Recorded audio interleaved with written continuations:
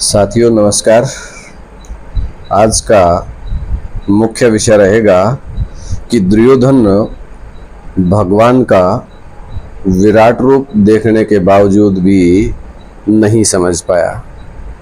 आज का मुख्य विषय है, आज का सार है कि भगवान ने विराट रूप भरी सभा में दिखाया, लेकिन फिर भी दुशासन विराट रूप को नहीं समझ पाया। यानी कि पहली बात तो यहाँ हमें दुशासन का अर्थ समझना चाहिए। दुशासन का अर्थ है दुष्ट शासन करने वाला, जो परमपिता परमात्मा बताते हैं कि नाम काम के आधार पर होता है।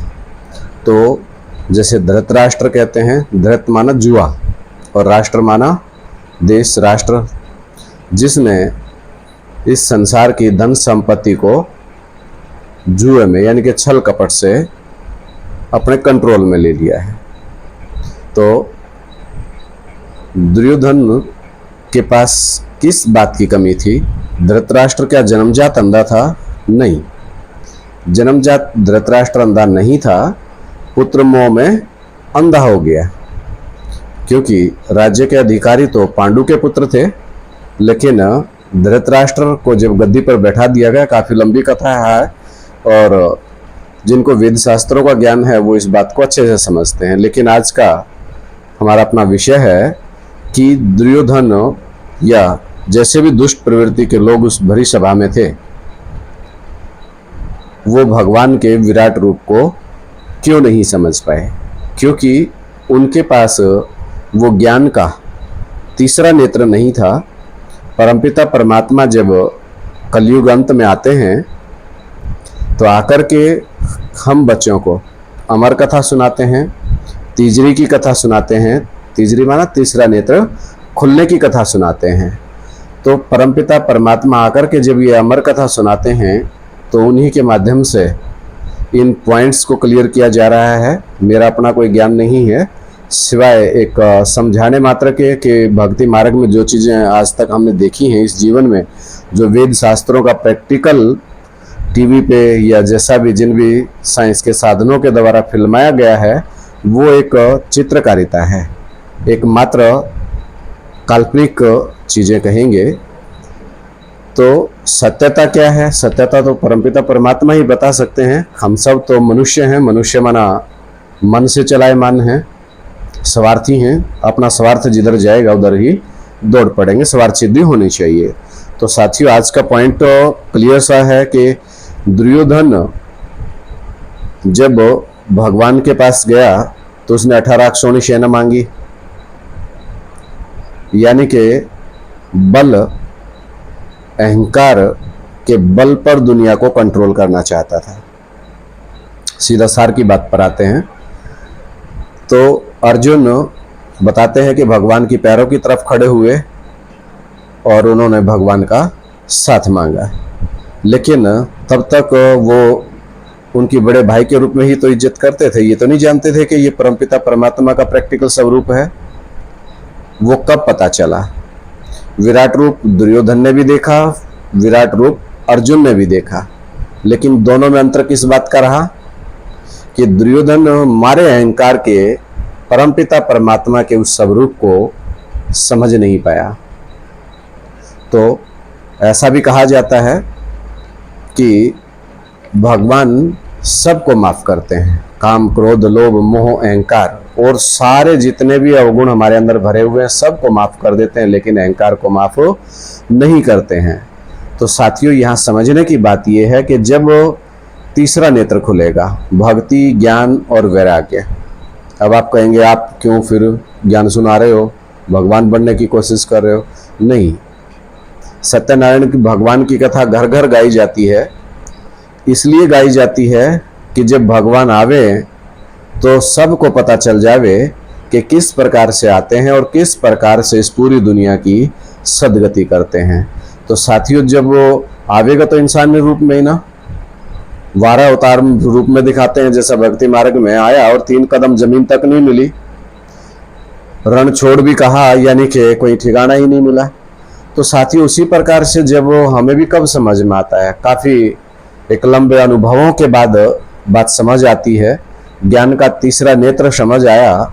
तो जब तक हमें समझ आया, ज्ञान बहुत से आत्माओं ने भगवान से लिया। भगवान आते हैं तो आत्मा का ही ज्ञान देते हैं, आत्मा का भी परिचय देते हैं और परमात्मा का भी परिचय देते हैं। लेकिन आँख खुलते खुलते, बुद्धि से जंग उतरते उतरते बहुत समय लगता है। हथेली पे सरसों नहीं जमती है, समय तो लगता है। तो ज्ञान का तीसरा नेत्र जब हमारे पास होगा तभी तो हम परमपिता परमात्मा के साकार स्वरूप को समझ सकते हैं। तो विराट रूप में देखा कि इतना विकराल, इतना बड़ा रूप है कि सारी दुनिया उसी से निकल रही है और वापस उसी में समा रही है। लेकिन अर्जुन का ज्ञान सुनते सुनते तीसरा नेत्र खुल चुका था, जिसके कारण वो परमपिता परमात्मा को समझ पाया। लेकिन साथियों, अर्जुन ने जब परमपिता परमात्मा को साक्षात देखा, उनके विराट स्वरूप को जाना, तो क्या करने लगा? कितना विकराल और भयंकर स्वरूप है। क्योंकि भयबिन प्रीत होए ना गोसाई। प्यार से आपको थोड़ा सा इशारा दे रहा हूं। 84 साल तक परमपिता परमात्मा ने कोशिश किया, बाप को पहचानो, बाप को पहचानो, सामने बैठ करके ज्ञान दिया। लेकिन सब निराकार के ही इंतजार में रहे कि वो निराकार कहाँ, हमने तो उस निराकार से मिलना है। अरे भाई, उस निराकार से मिलन कैसे हो सकता है? वो पहली बात तो वो निराकार कौन? जो शिव शंकर भोलेनाथ है वो त्रिलोकीनाथ है, तीनों लोकों का स्वामी है। तीन लोक कौन कौन से? शांति धाम, सुख धाम और दुख धाम। तो वो आगे आगे चलता है, हम पीछे पीछे चलते हैं। पहले हमें कहाँ ले जाएगा? शांति धाम ले जाएगा। शांति धाम से फिर हम सुख धाम आएंगे, सुख धाम से फिर दुख धाम, और फिर दुख धाम से फिर शांति धाम, और फिर ये चक्कर चलता रहता है।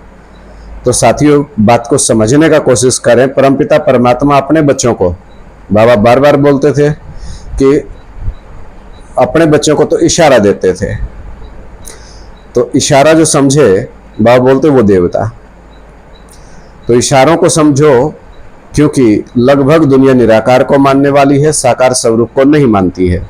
अगर साकार स्वरूप को मानते तो द्वापर में जिस शिवलिंग की स्थापना की गई उसको मोहम्मद गोरी द्वारा उखाड़ नहीं दिया जाता। तो साथियों, दुर्योधन नहीं बनना है, हमें कम से कम अर्जुन तो बनना है। इस ज्ञान धन को अर्जन करने के बाद पूरी दुनिया को तीसरा नेत्र देने के निमित्त तो जरूर बनना चाहिए कि परमपिता परमात्मा इस प्रकार से आकर के ज्ञान का तीसरा नेत्र खोलते हैं। तीसरा नेत्र खोलना माना ज्ञान का नेत्र, दिव्य चक्षु आ जाना। तो आप सभी साथियों से विनम्र निवेदन कि मजाक ना समझें। एक एक एक, क्या कहा? संवत एक एक एक आने का समय हो गया है। परम पिता परमात्मा जाते तो कहीं नहीं है, सिर्फ प्रत्यक्ष होना माना अपनी जानकारी दे देना।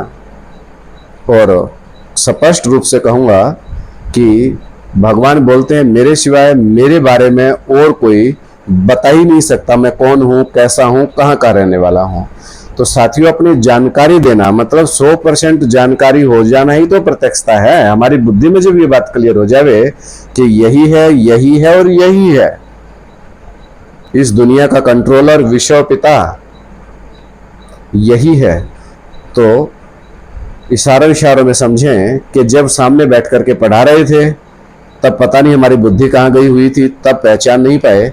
इसी प्रकार से कहावत अगर और कहूँ तो भारतवासी जब कोई आत्मा शरीर छोड़ जाती है तो मरने के बाद माला डालते हैं।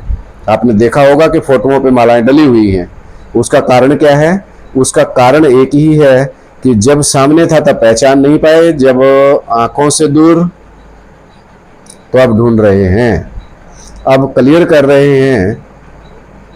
तो स्पष्ट करें स्थिति को, याद भी तभी ठहरेगी, मिलन मेला भी तभी हो पाएगा जब ये पांडवों का किला ऐसा मजबूत बने कि एक शिव बाबा दूसरा ना कोई, यानी कि एक परमपिता परमात्मा का एक व्यापी स्वरूप अब व्याप्त होना। आपके शरीर में भी आत्मा व्याप्त है, मेरे शरीर में भी आत्मा व्याप्त है। तो वो सत्ता, वो सारा जाना, विष्णु की नाभि से ब्रह्मा का निकलना, आप लोग तो सब जानते हैं कि एक रोटेशन पूरा होने के बाद इस संगम युग में उस विष्णु रूप युगल से ब्रह्मा की उत्पत्ति होती है। तो साथियों, आज का यहाँ तक। और किसी भी तरीके से दबंध ना करें, दो दो बाप ना बनाएं। एक ही बाप है पूरी मानव सृष्टि का, परमपिता परमात्मा शिव शंकर भोलेनाथ। भोलेनाथ से निराला कोई और नहीं। आज की वीडियो यहाँ तक। अगर फिर भी बुद्धि में कोई क्वेश्चन आता है, प्रसंग है, तो कमेंट बॉक्स में लिखिएगा। और फेसबुक पर हैं तो फॉलो करिए, यूट्यूब पर हैं तो चैनल को सब्सक्राइब कर लीजिए। और धीरे धीरे एक जगह अंगद के पैर की तरह अपनी बुद्धि को टिका दीजिए।